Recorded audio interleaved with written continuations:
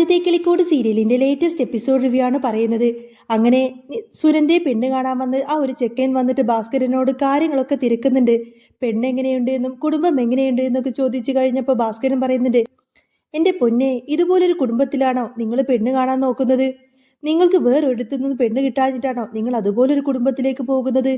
ഇതുപോലൊരു വൃത്തികെട്ട കുടുംബം ഈ നാട്ടിൽ വേറെ എവിടെയും ഉണ്ടാവില്ല എന്നൊക്കെ പറഞ്ഞിട്ട് സുനന്ദയുടെ വീട്ടുകാരെ ഒരുപാടങ്ങ് കുറ്റപ്പെടുത്തി സംസാരിക്കാണ് ഭാസ്കരൻ. ഇതെല്ലാം കേട്ട് കഴിഞ്ഞപ്പോ ചെക്കന്റെ വീട്ടുകാരങ്ങ് വല്ലാതായി. അയാള് ചോദിക്കുന്നുണ്ട്, അല്ല, ഞാൻ അന്വേഷിച്ചവരൊക്കെ നല്ലതാണല്ലോ പറഞ്ഞത് എന്ന്.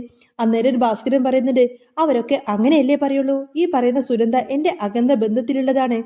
എനിക്ക് അവളെ നന്നായിട്ട് അറിയാം. അവൾ അത്ര ശരിയൊന്നുമല്ല എന്ന് പറഞ്ഞിട്ട് സുനന്ദയെ വല്ലാതെ താഴ്ത്തിക്കെട്ടിയിട്ടായിരിക്കട്ടോ സംസാരിക്കുന്നത്. സുഭാഷിനോട് ചോദിച്ചപ്പോൾ നല്ല കാര്യങ്ങളാണ് പറഞ്ഞത്. അതുകൊണ്ട് അയാൾ ആകെ ടെൻഷൻ അടിച്ച് നിൽക്കുകയാണ്. സുഭാഷ് അങ്ങോട്ടേക്ക് വന്നു. ഭാസ്കരൻ പുള്ളിയോട് സംസാരിച്ച് നിൽക്കുന്നതും കണ്ടുകൊടുത്തിട്ട് സുഭാഷ് ഓടിച്ചെന്ന് ചോദിക്കുന്നുണ്ട്, എന്താ അച്ഛാ, എന്താ എന്ന് ചോദിക്കും.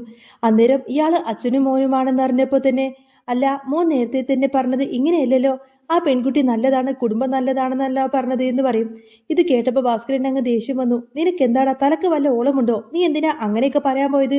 ആ കുടുംബത്തെക്കുറിച്ച് നിനക്ക് വ്യക്തമായിട്ട് അറിയാവുന്നതല്ലേ എന്ന് ചോദിക്കാണ്. എന്നിട്ട് സുഭാഷിനോട് അങ്ങ് ചൂടാവാണ് ഭാസ്കരൻ. സുഭാഷ് പറയുന്നുണ്ട്, അച്ഛാ, അച്ഛനൊന്നും മിണ്ടാതിരിക്ക്. എന്നിട്ട് അയാളോട് പറയുന്നുണ്ട്, അച്ഛൻ ഇച്ചിരി മദ്യപിച്ചിട്ടുണ്ട്, അതുകൊണ്ടാണ് ഇങ്ങനെ ഓരോന്നും പറയുന്നത്. ഇതൊന്നും കാര്യമാക്കണ്ട, സുനന്ദ നല്ല കുട്ടിയാണെന്ന് പറയും. ഇത് കേട്ട് ഭാസ്കരൻ വീണ്ടും അങ്ങ് വരണ്ടു.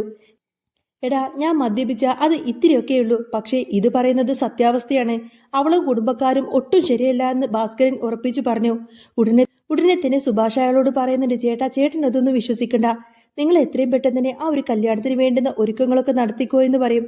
അച്ഛൻ പറയുന്നതൊന്നും നിങ്ങൾ കാര്യമാക്കണ്ട. സംശയമുണ്ടെങ്കിൽ വേറെ ആരോടെങ്കിലും ചോദിച്ചു നോക്കാൻ പറയാണ് സുഭാഷ്. ഭാസ്കരൻ അപ്പോഴും വിട്ടുകൊടുക്കുന്നില്ല. ചോദിക്ക്, അപ്പോഴറിയാം, ഉള്ള സത്യാവസ്ഥ അങ്ങ് അറിയാമെന്നൊക്കെ പറഞ്ഞ് പുള്ളി അങ്ങ് തറപ്പിച്ച് പറയും. ഇയാൾക്കാണെങ്കിൽ എന്ത് ചെയ്യണമെന്ന് പോലും അറിയാതെ ആകെ കൺഫ്യൂഷൻ അടിച്ച് നിൽക്കുകയാണ്. ഇതിപ്പോ സുഭാഷ് പറഞ്ഞത് വിശ്വസിക്കണോ അതോ ഭാസ്കരൻ പറയുന്നത് കേൾക്കണോ എന്നൊക്കെ ചിന്തിച്ച് അയാൾ അവിടെ നിന്നും പോയി. ഉടനെ തന്നെ സുഭാഷ് പറയുന്നുണ്ട്, ചേട്ടൻ ധൈര്യമായിട്ട് പോയിക്കോളൂ. അങ്ങനെ അയാൾ അവിടെ നിന്നും പറഞ്ഞു വിട്ടു. അയാൾ പോയി കഴിഞ്ഞപ്പോൾ സുഭാഷ് അച്ഛനെ നേരങ്ങ് തിരിയാണ്. എന്നിട്ട് ചോദിക്കുന്നുണ്ട്, അച്ഛാ, അച്ഛൻ എന്ത് പരിപാടിയായി കാണിച്ചത്? എന്തിനാ അയാളോട് അങ്ങനെയൊക്കെ പറഞ്ഞത് എന്ന് ചോദിക്കും. അന്നേരം ഭാസ്കരൻ പറയുന്നുണ്ട്, എടാ, നീ വലിയ ത്യാഗിയൊന്നും ആവണ്ട. നിന്റെ ഒരു ആലോചനയെക്കുറിച്ച് അവരോട് ചോദിക്കുകയാണെങ്കിൽ അവർ നിന്നെക്കുറിച്ച് കുറ്റമല്ലേ പറയൂ.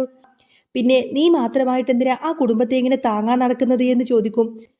അന്നേരം സുഭാഷ് പറയുന്നുണ്ട്, അച്ഛാ, അതൊരു പാവം പെൺകൊച്ചാണ് ആ സുനന്ദ. അവളുടെ കല്യാണം നടക്കുകയാണെങ്കിൽ നടക്കട്ടെ. പക്ഷേ ഭാസ്കരൻ ദേഷ്യത്തിൽ പറഞ്ഞു, അവളെ കൊണ്ട് എന്നെ കൂടുതലൊന്നും പറയിപ്പിക്കരുത്. നീ ഇങ്ങനെ ത്യാഗിയെ കളിച്ചു നടന്നോ? പക്ഷേ ഒരു കാര്യം ഓർത്തോ, അവളുടെ കല്യാണം ഒരിക്കലും നടക്കാൻ പോകുന്നില്ല എന്നൊക്കെ പറഞ്ഞുകൊണ്ട് തന്നെ ഭാസ്കരൻ അവിടെ നിന്നങ്ങ് പോവാണ്. സുഭാഷിനാണെങ്കിൽ അച്ഛൻ ഇങ്ങനെയൊക്കെ പറയുന്നത് ഓർത്തുകൊണ്ട് തന്നെ ഭയങ്കര അങ്ങ് സങ്കടമായി പോവും. ഭാസ്കരൻ അങ്ങനെ വീട്ടിലേക്ക് കയറി വരികയാണ്. എന്തൊക്കെയോ ദേഷ്യപ്പെട്ട് ഇങ്ങനെ പിറുപിറുത്തുകൊണ്ടായിരിക്കട്ടെ ഭാസ്കരൻ വീട്ടിലേക്ക് കയറി വരുന്നത്.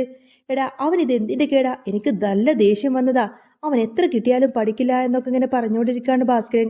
അന്നേരം നിധി അങ്ങോട്ടേക്ക് വന്നിട്ട് നികേഷിനോട് ചോദിക്കുന്നുണ്ട്, അച്ഛൻ ഇത് ആരെക്കുറിച്ചാണ് പറയുന്നത് എന്ന്. ആർക്കറിയാമെന്ന് നികേഷും പറഞ്ഞു. നിധി ചോദിക്കുന്നുണ്ട്, അല്ല അച്ഛാ, അച്ഛൻ എന്ത് പറ്റി? എന്തിനെ പറ്റിയിട്ടാണ് അച്ഛൻ ഇവിടെ പറയുന്നത്? അപ്പോൾ ഭാസ്കരൻ പറയുന്നുണ്ട്, ഇവിടെ ഒരുത്തനുണ്ടല്ലോ, ഒരു മഹാരാജാവ്, അവനെ കുറിച്ച് തന്നെയാ പറഞ്ഞത് എന്ന് പറയും. സുഭാഷേട്ടനെ കുറിച്ചാണോ എന്ന് നിധി ചോദിച്ചപ്പോൾ അതെ, അവനെ കുറിച്ച് തന്നെയാണെന്ന് പറയും. എന്നിട്ട് കാര്യങ്ങളൊക്കെ വിശദീകരിച്ചു കൊടുത്തു. ഇന്ന് കവലയിൽ വെച്ച് സുനന്ദയുടെ വീട്ടിൽ പെണ്ണ് കാണാൻ വന്ന ചെക്കൻ്റെ അച്ഛനെ കണ്ടു. അയാൾ ചോദിച്ചപ്പോൾ ഞാൻ ഉള്ള കാര്യങ്ങൾ അങ്ങ് പറഞ്ഞു കൊടുത്തു. പെണ്ണിന്റെ സ്വഭാവം ശരിയല്ല എന്നും അവളുടെ അച്ഛൻ ഗൾഫിൽ പോയിട്ട് എവിടെയോ ജയിലിലായോ എന്നൊക്കെ കാര്യങ്ങളൊക്കെ ഞാൻ അങ്ങ് തുറന്നു പറഞ്ഞു കൊടുത്തു. പക്ഷേ ഇത് കേട്ട് വന്ന എന്റെ മോനുണ്ടല്ലോ, ആ മഹാരാജാവ്, അവൻ പറയാണ്, ഞാൻ കള്ളു കുടിച്ചിട്ട് വെറുതെ കള്ളം പറയാണ്, അവളും കുടുംബമൊക്കെ നല്ലതാണെന്നാ അവൻ പറയുന്നത്. ഇവനെ പോലെ ഒരുത്തിനെയാണല്ലോ ഞാൻ ഉണ്ടാക്കി വിട്ടത് എന്നൊക്കെ ഇങ്ങനെ പറഞ്ഞിട്ട് വീണ്ടും ഇങ്ങനെ ദേഷ്യപ്പെട്ട് സംസാരിക്കാണ് ഭാസ്കരൻ.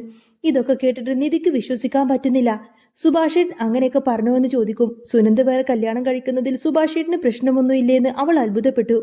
നികേഷിനോട് സുഭാഷ് പറയുന്നുണ്ട്, സുനന്ദ നല്ല കുട്ടിയാണ്, നമ്മളായിട്ട് ഒരു കല്യാണം മുടക്കാൻ നിൽക്കരുത് എന്ന്. ഇത് കേട്ടപ്പോൾ നികേഷ് പറയുന്നുണ്ട്, അതാണ് എന്റെ സുഭാഷേട്ടൻ. മറ്റുള്ളവർക്ക് ഒരു ദ്രോഹവും വരാൻ പാടില്ല എന്ന് കരുതിക്കൊണ്ടാണ് അയാൾ അങ്ങനെ നടക്കുന്നത്. എന്നാലും അന്യായം തന്നെയാണ്, വിശ്വസിക്കാൻ പറ്റുന്നില്ല എന്ന് പറയാണ് നിധി. അന്നേരം നികേഷ് പറയുന്നുണ്ട്, എന്ത് ചെയ്യാൻ പറ്റും? പാവം സുഭാഷേട്ടൻ ഇത്രയൊക്കെ മനസ്സിലുണ്ടായിട്ടും നല്ലൊരു ജീവിതം കിട്ടുന്നില്ലല്ലോ എന്ന് പറയും. ഉറപ്പായിട്ടും നല്ല ജീവിതം ഉണ്ടാവുമെന്ന് നിധി അവനെ പറഞ്ഞ് ആശ്വസിപ്പിച്ചു. നിധിയെടുത്തി ഇവിടെ നിന്ന് പോകുമോ എന്ന് നികേഷിനൊരു പേടിയുണ്ടായിരുന്നു. അത് അവൾ പോകുമെന്ന് എപ്പോഴും പറയുന്നത് കൊണ്ട് തന്നെ അവൻ പറഞ്ഞു. അപ്പോ നിധി പറയുന്നുണ്ട്, നീ തൽക്കാലം അതിനെക്കുറിച്ചൊന്നും ചിന്തിക്കേണ്ടടാ, ധൈര്യമായിട്ടിരിക്കുക എന്നൊക്കെ പറഞ്ഞ് നിധി അവനെ ആശ്വസിപ്പിച്ചു. പിന്നീട് സുഭാഷും സുധീഷും കൂടി ടൗണിൽ പോയിട്ട് തിരികെ വരുമായിരിക്കും. ഓ, എന്താണെന്നറിയില്ല, ഇപ്പൊ ഒരു എൻജോയ്മെന്റും ഇല്ല. പണ്ട് ഫോൺ കോളും മെസ്സേജും ഒന്നും തന്നെ ഇല്ലായിരുന്നു. ഇപ്പൊ പെൺകുട്ടികൾ ഇഷ്ടം പോലെ വരുന്നുണ്ട്, പക്ഷേ അറ്റൻഡ് ചെയ്യാനൊന്നും പറ്റുന്നില്ലല്ലോ എന്ന് പറയും. ഇത് കേട്ടപ്പോ സുഭാഷ് ഒന്ന് നോക്കി. എടാ, നിനക്ക് മെസ്സേജും വിളിയൊക്കെ വേണമല്ലേ? അത്രക്ക് ബുദ്ധിമുട്ടാണെങ്കിൽ നീ എന്നോട് സംസാരിക്കുക എന്ന് പറയും. ഓ, സുഭാഷ് ഏട്ടനോട് സംസാരിച്ച പെൺകുട്ടികളോട് സംസാരിക്കുന്ന സുഖമൊന്നും കിട്ടില്ലല്ലോ എന്ന് സുധീഷ് തമാശ രൂപേണ പറയും. ഒരെണ്ണം അങ്ങ് തന്നാലുണ്ടല്ലോ എന്ന് പറഞ്ഞ് സുധീഷ് അവനെ അങ്ങനെ ദേഷ്യപ്പെട്ട് കളിയാക്കാണ്. അങ്ങനെ വരുന്ന വഴിക്ക് സുനന്ദയുടെ വീടെത്തി. അവിടെ പന്തലിടുന്ന ആ ഒരു കാഴ്ച അവർ കാണാണ്. സുധീഷ് പറയുന്നുണ്ട്, സുഭാഷ് ഏട്ടാ നോക്ക്, അവിടെ പന്തലിടുന്നത് കണ്ടോ എന്ന് പറയും. അങ്ങോട്ടേക്ക് നോക്കേ വേണ്ട, ആ വശത്തേക്ക് നോക്ക് പോലും വേണ്ട, തല കുരിച്ച് നടന്നോ എന്ന് പറയണ സുഭാഷ്. എന്നാലും കുറച്ച് കഷ്ടം തന്നെയായല്ലോ എന്ന് സുധീഷ് ചോദിച്ചപ്പോൾ, നീ എന്തിനാ അങ്ങോട്ടേക്ക് നോക്കുന്നത് എന്ന് സുഭാഷ് വീണ്ടും ദേഷ്യപ്പെട്ട് ചോദിക്കാണ്. അവിടെ വല്യച്ഛനും സുനന്ദയുടെ അച്ഛനൊക്കെ നിൽക്കുന്നുണ്ട് എന്ന് സുധീഷ് കമന്ററി പറഞ്ഞു. നേരെ നോക്കി നടന്നോ എന്ന് സുഭാഷ് ഏട്ടൻ പറയാണ്. അപ്പോഴാണ് അടുത്ത വീട്ടിലെ ആൾക്കാർ പറയുന്നത്, ഇത് ഭാസ്കരന്റെ മോനല്ലേ എന്ന്. ഇത്ര നാളായിട്ടും ഒരു കല്യാണം നടന്നിട്ടില്ല, ആര് പെണ്ണു കൊടുക്കാനാണ് എന്നൊക്കെ പറഞ്ഞങ്ങനെ കുറ്റപ്പെടുത്താണ്. സുനന്ദ ഇതേ സമയത്ത് തന്നെ ജനലിലൂടെ സുഭാഷ് പോകുന്നത് നോക്കിക്കൊണ്ട് നിൽക്കുകയായിരുന്നു. ഗംഗാധരൻ അവിടെ എല്ലാവരെയും മുഖം കാണിക്കാൻ പാകത്തിന് വെളിച്ചമിടാൻ പറയാണ്. സുധീഷ് പറയുന്നുണ്ട്, സുഭാഷ് ഏട്ടാ നോക്ക്, ജനലിലൂടെ 2 കണ്ണുകൾ നിങ്ങളെ നോക്കിക്കൊണ്ടിരിക്കുന്നുണ്ട് എന്ന് പറയും. എടാ, നീ നേരെ നോക്കി വരുന്നുണ്ടോ എന്ന് പറഞ്ഞ് സുഭാഷ് അവനെങ്ങനെ പിടിക്കാണ്. സുഭാഷ് ഏട്ടൻ എങ്ങനെ ഇങ്ങനെയൊക്കെ സാധിക്കുന്നു? അവളുടെ കല്യാണമാണെന്ന് അറിഞ്ഞിട്ടും ഒരു കുഴപ്പമില്ലാതെ ഇങ്ങനെ പോവാനെന്ന് സുധീഷ് ചോദിച്ചു. ഇനി ഇതിനെക്കുറിച്ച് നമ്മൾ തമ്മിൽ സംസാരിക്കണ്ട എന്ന് പറഞ്ഞ് സുഭാഷ് ഒന്നും അറിയാത്തതുപോലെ അവനെ കൂട്ടി വീട്ടിലേക്ക് വരികയാണ്. വീട്ടിലേക്ക് വന്നതിന് ശേഷം സുഭാഷ് അടുക്കളയിൽ പോയിട്ട് ചോറും കറിയൊക്കെ ഉണ്ടാക്കുന്ന തിരക്കിലായിരിക്കും. സുധീഷും നികേഷും അവിടെ ഇരുന്നിങ്ങനെ സംസാരിക്കാണ്. അന്നേരം നിധി അങ്ങോട്ടേക്ക് വന്നു.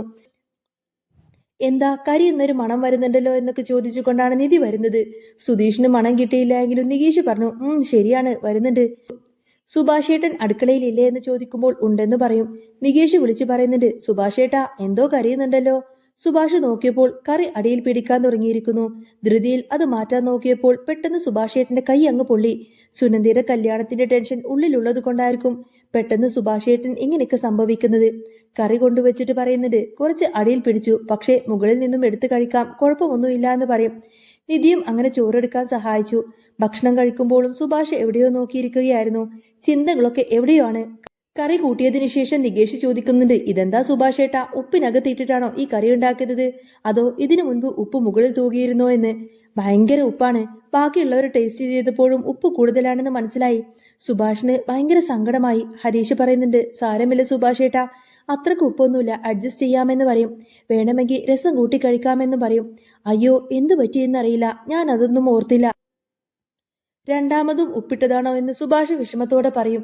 നിധി പറയുന്നുണ്ട്, സാരമില്ല, സുഭാഷേട്ടൻ മാത്രം ഒന്നും കഴിക്കുന്നില്ലായിരുന്നു. എന്താ കഴിക്കാത്തത് എന്ന് ചോദിച്ചപ്പോൾ എനിക്ക് വിശപ്പില്ല എന്നൊക്കെ പറഞ്ഞു കൊടുത്തിന് സുഭാഷ് പയ്യെ അവിടെ നിന്നും ഒഴിഞ്ഞു മാറി. സുഭാഷിന് നല്ല വിഷമമുണ്ടായിരുന്നു. സുഭാഷ് നല്ല വിഷമത്തിലാണ് എല്ലാവർക്കും മനസ്സിലായി. കുറച്ചു കഴിഞ്ഞ് അടുക്കളയിൽ പാത്രം കഴുകാൻ പോയപ്പോൾ സുഭാഷിന്റെ കയ്യിൽ നിന്നും പാത്രം താഴേക്ക് വീഴു. എല്ലാവരും അങ്ങോട്ടേക്ക് ഓടി വരുന്ന സമയത്തിന് അയ്യോ, അറിയാതെ പോയതാണ് എന്ന് സുഭാഷ് പറഞ്ഞു. നിധി പറയുന്നുണ്ട്, ഞാൻ ഇതൊക്കെ എടുത്തു വെച്ചോളാമെന്ന്. സുധീഷ് വന്ന് സുഭാഷിനെ അവിടെ നിന്നും വിളിച്ചോണ്ട് പോയി. സുഭാഷിന്റെ മനസ്സ് ശരിയല്ല എന്ന് അവർക്കെല്ലാവർക്കും ഉറപ്പായിരുന്നു.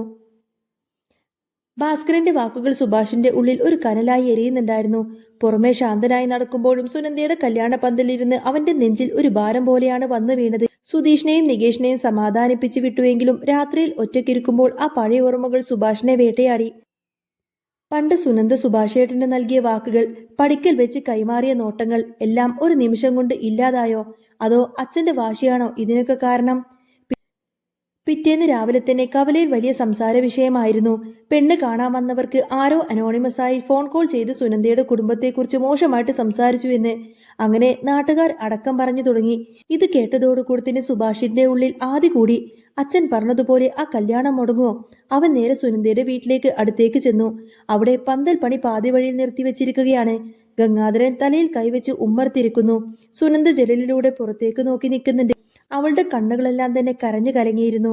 പെട്ടെന്ന് അങ്ങോട്ടേക്ക് ഒരു കാറ് വന്നു നിന്നു. അത് പെണ്ണ് കാണാൻ വന്ന ചെക്കനും അച്ഛനുമായിരുന്നു. അവർ വരുന്നതും കണ്ട് ഭാസ്കരൻ ദൂരെ മാറി നിന്ന് ഒരു പുച്ഛത്തോടെ അങ്ങ് ചിരിച്ചു. എന്നാൽ കാര്യങ്ങളെല്ലാം മാറി മറിഞ്ഞു. ആ വന്ന ചെറുപ്പക്കാരൻ സുഭാഷിനെ അടുത്തേക്ക് വിളിപ്പിച്ചു. സുഭാഷ്, എനിക്ക് നിങ്ങളോട് കുറച്ച് കാര്യങ്ങൾ ചോദിക്കാനുണ്ട്. ഇന്നലെ നിങ്ങളുടെ അച്ഛൻ ഓരോന്ന് പറഞ്ഞപ്പോൾ എനിക്ക് നല്ല സംശയമായിരുന്നു. പക്ഷേ നിങ്ങൾ പറഞ്ഞ ആ ഉറപ്പില്ലേ, സുനന്ദ നല്ല കുട്ടിയാണെന്ന്, ആ ഒരു വിശ്വാസത്തിലാണ് ഞാൻ വീണ്ടും ഇങ്ങോട്ടേക്ക് വന്നത്. ഈ നാട്ടിൽ നിങ്ങളെക്കാൾ സത്യസന്ധനായ ഒരാളില്ല എന്ന് എനിക്കറിയാം. ഇത് കേട്ടപ്പോൾ ഭാസ്കരന്റെ മുഖം അങ്ങ് കറുത്തു. തന്റെ മോൻ കാരണം ആ കല്യാണം നടക്കാൻ പോകുന്നു എന്നറിഞ്ഞപ്പോൾ ഭാസ്കരന് അത് സഹിക്കാവുന്നതിലും അപ്പുറമായിരുന്നു. സുഭാഷ് നിറകണ്ണുകളോടുകൂടി തന്നെ സുനന്ദയെ നോക്കി. അവളുടെ മുഖത്ത് ഒരു ചെറിയ ആശ്വാസം മിന്നിമറിഞ്ഞു. പക്ഷേ ഇവിടം കൊണ്ടൊന്നും അവസാനിക്കുന്നില്ല. നിധിക്ക് സുഭാഷിന്റെ ഈ ഒരു ത്യാഗം കണ്ടപ്പോൾ അതൊട്ടും തന്നെ സഹിക്കാൻ പറ്റിയില്ല. അവൾ സുഭാഷേട്ടന്റെ അടുത്തേക്ക് ചെന്ന് പറഞ്ഞു, സുഭാഷേട്ട, മറ്റുള്ളവർക്ക് വേണ്ടിയിട്ട് സ്വന്തം സന്തോഷം കളയുന്നതാണോ വലിപ്പം? നിങ്ങൾ അവളെ സ്നേഹിക്കുന്നുണ്ടെങ്കിൽ അത് തുറന്നു പറയണം. ഈ കല്യാണം നടന്നാൽ പിന്നെ ഒരു തിരിച്ചുപോക്കുണ്ടാവില്ല. സുഭാഷ് ഒന്നും മിണ്ടാതെ തന്നെ നിന്നു. ആ രാത്രിയിൽ സുഭാഷ് ഒരു തീരുമാനമെടുത്തു. സുനന്ദയുടെ സന്തോഷമാണ് വലുത് എങ്കിൽ അവൾ മറ്റൊരു ജീവിതത്തിലേക്ക് പോവട്ടെ. പക്ഷേ അവളുടെ കുടുംബത്തെ ആരും അപമാനിക്കാൻ പാടില്ല. അവൻ ഭാസ്കരന്റെ മുന്നിൽ പോയി നിന്ന് ആദ്യമായി തന്നെ ശബ്ദമുയർത്തി, അച്ഛാ, ഇനി മേലാൽ ആ പെൺകുട്ടിയെക്കുറിച്ച് മോശമായിട്ടൊരു അക്ഷരം പോലും അച്ഛൻ മിണ്ടിപ്പോവരുത്. അവൾക്ക് കിട്ടുന്ന ജീവിതമെങ്കിലും അച്ഛൻ നശിപ്പിക്കരുത്. മകന്റെ ആ ഉറച്ച സ്വരത്തിനു മുന്നിൽ ഭാസ്കരൻ ആദ്യമായി തോൽവി സമ്മതിക്കേണ്ടി വന്നു. കല്യാണ ദിവസം സുഭാഷ് ദൂരെ മാറി നിന്ന് ആ ഒരു പന്തലിലേക്ക് നോക്കി. സുനന്ദ താലി ചാർത്തപ്പെടുമ്പോൾ അവന്റെ കണ്ണിൽ നിന്നും ഒരു കണ്ണുനീര് പൊഴിഞ്ഞു. അത് നഷ്ടബോധത്തിൻ്റെതായിരുന്നില്ല, മറിച്ച് താൻ സ്നേഹിച്ച പെണ്ണ് സുരക്ഷിതയാണ് എന്ന തിരിച്ചറിവിൻ്റെതായിരുന്നു. നിധിയും നികേഷും അവനെ ചേർത്ത് പിടിച്ചു. ജീവിതം ചിലപ്പോൾ ഇങ്ങനെയാണ്, നമ്മൾ ആഗ്രഹിക്കുന്നത് കിട്ടില്ലായിരിക്കാം, പക്ഷേ നമ്മൾ ചെയ്യുന്ന നന്മകൾ ഒരിക്കൽ നമ്മളെ തേടി വരുമെന്ന് അവർ ഉറച്ചു വിശ്വസിച്ചു. അങ്ങനെ സുഭാഷേട്ടൻ ജീവനോളം സ്നേഹിച്ച സുനന്ദ ഇന്ന് മറ്റൊരാളുടെ സ്വന്തമായിരിക്കുന്നു. ഇനി സുഭാഷിന്റെ ജീവിതത്തിൽ വരാനിരിക്കുന്ന പുതിയ വസന്തങ്ങൾക്കായി നമുക്ക് കാത്തിരിക്കാം. അപ്പോൾ നിങ്ങൾക്ക് ഈ ഒരു ചാനൽ ഇഷ്ടമാവുകയാണെങ്കിൽ സബ്സ്ക്രൈബ് ചെയ്യാനും സപ്പോർട്ട് ചെയ്യാനും മറക്കല്ലേ കേട്ടോ. നെക്സ്റ്റ് വീഡിയോ ആയിട്ട് ഉടനെ വരാം. ബൈ.